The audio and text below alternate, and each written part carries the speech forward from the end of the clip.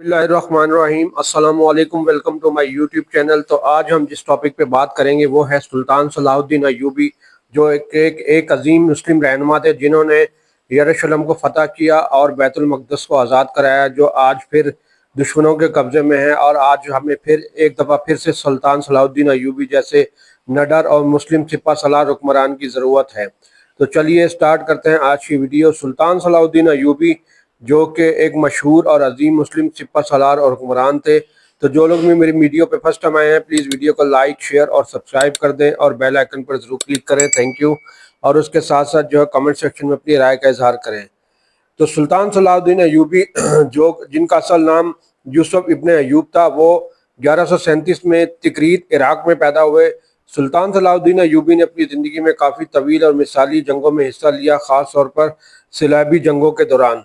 सुल्तान Salahuddin Ayyubi ने अपने सफ़र का आगाज़ मिस्र और शाम में किया। उन्होंने फातमी खिलाफत के खिलाफ 1171 में मिस्र के खिलाफ जंग लड़ी और फिर अपना हुक्मरान बना लिया। इनका सबसे मशहूर काम यरूशलेम को सलेबियों से दोबारा 1187 में फ़तह करना था। ये फ़तह उन्होंने बैतुल मक़दस यरूशलेम की फ़तह के ज़रिए हासिल की, जो कि एक अजीम कामयाबी। और उनकी शख्सियत के बारे में ये कहा जाता है को इंसाफ राहदारी का पैगाम देने वाले थे। सुल्तान सलाहुद्दीन अय्यूबी ने अपने दुश्मनों के साथ भी इंसाफ का रवैया अख्तियार किया और इनकी जंगों में इनका अदब और ईमानदारी का मंजर था। सुल्तान सलाहुद्दीन अय्यूबी ने अपने दौर में मुस्लिम इलाकों को दोबारा हासिल करने की कोशिश की, ख़ास तौर पर यरूशलेम जो कि 1177 में इस वक्त सलेबियों के कब्ज़े में था। सलाहुद्दीन अय्यूबी ने अपनी फ़ौज को तैयार किया और यरूशलेम के करीब अपनी हिकमत अमली को मजबूत करने की कोशिश की। इस दौरान बालडुइन चहारुम, जो यरूशलेम का बादशाह था, अपनी फ़ौज के साथ सुल्तान सलाहुद्दीन अय्यूबी के खिलाफ दिफाई पोजीशन में था। जंग मोंक्स्टरडार 1177 में लड़ी गई। ये जंग मोंक्स्टरडार के नाम से मशहूर हुई और इसमें बालडुइन चहारुम ने अपनी महदूद वसाइल और कोड के मुताबिक सलाहुद्दीन अय्यूबी को एक बड़ा मुकाबला दिया। सलाहुद्दीन अय्यूबी अपनी फ़ौज के साथ यरूशलेम के करीब आ चुका था और वो सोच रहा था कि ये वक्त जो है वो सलेबी रियासत को अपने कब्ज़े में लेने का है। बालडुइन चहारुम ने अपनी फ़ौज को मुतहर्रिक किया और सलाहुद्दीन के सामने खड़ा हुआ। बालडुइन चहारुम के पास सिर्फ कुछ हज़ार फौजी थे, जबकि सलाहुद्दीन के पास बड़ी और ताकतवर फ़ौज थी। फिर भी बालडुइन चहारुम की फ़ौज ने सलाहुद्दीन की फ़ौज को एक गैर मुतवक्के और फैसलाकुन मुकाबला दिया। जंग का नतीजा ये रहा कि ये लड़ाई 25 नवंबर 1177 को मोंक्स्टार के करीब हुई। बालडुइन चहारुम ने अपनी छोटी फ़ौज के साथ सलाहुद्दीन की फ़ौज को हराकर कामयाबी हासिल की। इस जंग में बालडुइन की फ़ौज ने सलाहुद्दीन की फ़ौज को भारी नुकसान पहुंचाया और सलाहुद्दीन को अपनी पसपाई करनी पड़ी।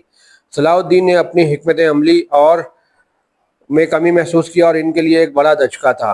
हिकमत अमली पर असरात। इस जंग के बाद बालडुइन चहारुम ने सुल्तान सलाहुद्दीन अय्यूबी की फ़ौज को शिकस्त दी और उसके बाद जो है दूसरी जंग अजीम शुरू हुई। सुल्तान सलाहुद्दीन अय्यूबी ने 1187 में अपनी फ़ौज को यरूशलेम की जानिब रवाना किया।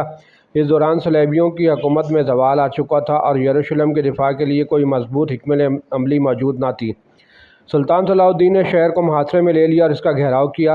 यरूशलेम का दिफा करने वाली सलेबी फ़ौजियों की तादाद कम थी और शहर के अंदर के हालात भी अच्छे नहीं थे। पानी की कमी, खुराक की कमी और अंदरूनी लड़ाइयाँ भी सलेबियों के लिए मुश्किलात का बायस बन रही थी। मुहासरा और जंग। सुल्तान सलाहुद्दीन अय्यूबी ने यरूशलेम को मुहासरे में लेकर शहर की दिफाई दीवारों को तोड़ने के लिए टेक्निकल तदबीरें इस्तेमाल की और यरूशलेम की अहम दिफाई पोजीशनों पर हमला किया। सलाहुद्दीन ने शहर की करीबी हिस्सों को भी घेर लिया था ताकि सलेबियों को बैरूनी मदद न मिल सके। सलेबियों को शिकस्त। जंग के दौरान सलेबियों की दिफाई हिकमत अमली 2 अक्टूबर 1187 को अमली तौर पर नाकाम रही और यरूशलेम के दरवाजे खोल दिए गए।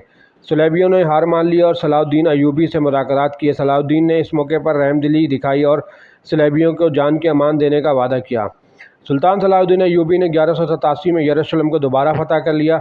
शहर में दाखिल होने के बाद सलाहुद्दीन ने मुसलमानों को ये इजाज़त दी कि वो अपने मजहबी इबादत अंजाम दें और शहर के ईसाइयों को महफूज तरीके से बाहर जाने की इजाज़त दी जाए। इसके बाद यरूशलेम में मुसलमान एक मरतबा फिर अपनी मजहबी आज़ादी के साथ इबादत करने लगे। जंग के असरात। यरूशलेम की फ़तह सलेबी जंगों का एक अहम मोड़ साबित हुई। ये जंग सलेबियों के लिए एक बड़ा धचका थी और इसके बाद सलेबी रियासतों के असरात कम होने लगे। सुल्तान सलाहुद्दीन अय्यूबी की इस फ़तह ने न सिर्फ यरूशलेम के मुसलमानों के हाथों में वापस दिया, बल्कि इसने इस्लामी दुनिया को भी मुत्तहद कर दिया। यरूशलेम की फ़तह के बाद सुल्तान सलाहुद्दीन ने शहर में इंसाफ और अमन कायम किया और यूँ इनकी हिकमत अमली और क़यादत ने उन्हें एक अजीम तारीख़ी शख्सियत के तौर पर ज़िंदा रखा। یروشلم کی جنگ صلیبیوں کے لیے ایک بڑا نقصان تھی، مسلمانوں کے لیے ایک فتح کا سنگ میل تھا جس کا اثر آنے والی صدیوں تک محسوس کیا گیا۔ سلطان صلاح الدین ایوبی کا طرز حکمرانی بہت منفرد اور مثالی تھا، جسے انہوں نے ایک عظیم رہنما کی حیثیت سے ممتاز کیا۔ عدل و انصاف: سلطان صلاح الدین ایوبی کا حکومتی عدل و انصاف پر مبنی تھا۔ وہ ہمیشہ انصاف کے قیام کے لیے کوشش کرتے، اپنے مخالفین کے ساتھ بھی عادلانہ سلوک کرتے تھے۔ اس کی ایک مثال انہوں نے یروشلم کی فتح کے بعد عیسائیوں کو جان کی امان دینے کا وعدہ کیا اور ان کے ساتھ نرم سلوک کیا، جبکہ دشمنوں کے ساتھ بھی وہ ہمیشہ رحم دلی اور انصاف سے پیش آتے تھے۔ دین و اخلاق: سلطان صلاح الدین ایوبی ایک بہت مذہبی شخصیت تھے اور ان کی حکمرانی میں اسلامی تعلیمات کی پیروی کی جاتی تھی۔ وہ اپنے فوجیوں اور عوام کو اسلامی اصولوں کے مطابق زندگی گزارنے کی ترغیب دیتے تھے۔ ان کے دربار میں علماء اور مذہبی شخصیات کی بڑی عزت تھی اور انہوں نے ہمیشہ دین اسلام کے فروغ اور دفاع کے لیے کام کیا۔ فوجی حکمت عملی: سلطان صلاح الدین ایوبی ایک ماہر فوجی کمانڈر تھے اور ان کی حکمت عملی نے انہیں بڑے فتوحات دلائی اور انہوں نے مسلمانوں کو ایک منظم اور مضبوط فوج میں تبدیل کیا۔ ان کی جنگوں کی حکمت عملی میں ہمیشہ عقل مندی اور حکمت کا استعمال تھا، جیسے یروشلم کی فتح اور صلیبیوں کے خلاف دماغ۔ سیاسی اتحاد: سلطان صلاح الدین نے اپنی حکومت میں مسلمانوں کو متحد کرنے کی کوشش کی۔ انہوں نے مصر، شام، عراق اور دیگر مسلم علاقوں کے مشترکہ مقصد کے تحت یکجا کیا تاکہ صلیبیوں کا مقابلہ کیا جا سکے۔ اس کے علاوہ انہوں نے اپنی فوج کو مختلف اقوام اور فرقوں کے لوگوں سے بھرنے کی اجازت دی، جس سے ان کی فوج میں تنوع اور طاقت بڑھی۔ رہنمائی اور قیادت: سلطان صلاح الدین ایوبی کا قیادت کا انداز ہمیشہ شفاف اور مؤثر تھا۔ وہ ایک شجاع، بہادر اور راست باز رہنما تھے جنہوں نے اپنی فوجوں کو محنت، لگن اور ایمانداری کے ساتھ کام کرنے کی ترغیب دی۔ ان کے لیے ایک اچھے رہنما کی سب سے اہم خصوصیت تھی کہ وہ اپنے عوام کی خدمت کرتے اور ان کی فلاح و بہبود کو ترجیح دیتے۔ نرم دلی اور رحم دلی: سلطان صلاح الدین ایوبی کی شخصیت میں ایک پہلو یہ بھی تھا کہ وہ اپنے دشمنوں کے ساتھ بھی رحم دلی سے پیش آتے تھے۔ یروشلم کی فتح کے بعد انہوں نے عیسائیوں کو زندگی گزارنے کے لیے محفوظ راستہ کیا اور انہیں مذہبی آزادی دی، جو اس وقت کے حالات میں غیر معمولی قدم تھا۔